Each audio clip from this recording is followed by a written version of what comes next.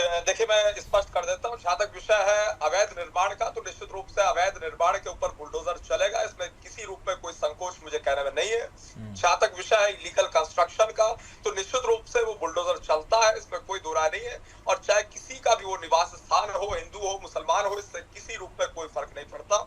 इस चीज को इन्हें स्पष्ट रूप से जान लेना चाहिए। नंबर 2, जहाँ तक विषय है उत्तर प्रदेश का, उत्तर प्रदेश की सरकार का, वर्ष 2017 भारतीय जनता पार्टी की सरकार बनी, उसके बाद से बिल्कुल स्पष्ट है कठोरतम कार्रवाई निरंतर प्रारंभ हुई अपराधियों के विरुद्ध। एक प्रकार से कानूनी कार्रवाई प्रारंभ हुई, लेकिन उससे पहले की सरकार क्या कुछ कर रही थी वो भी बिल्कुल स्पष्ट है।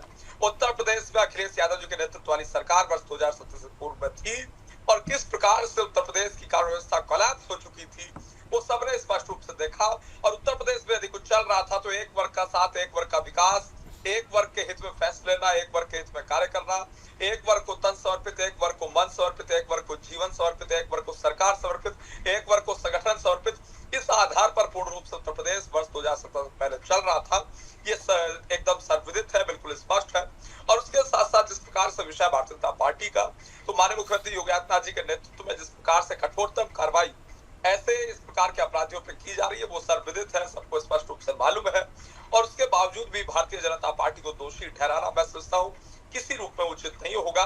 और जहां तक विषय नहीं, दोषी कौन ठहरा रहा है सर? आपसे तो लोग सवाल पूछ रहे हैं, आपकी निगाहें तो इतनी अचूक हैं, तेज हैं, कैसे चूक गई?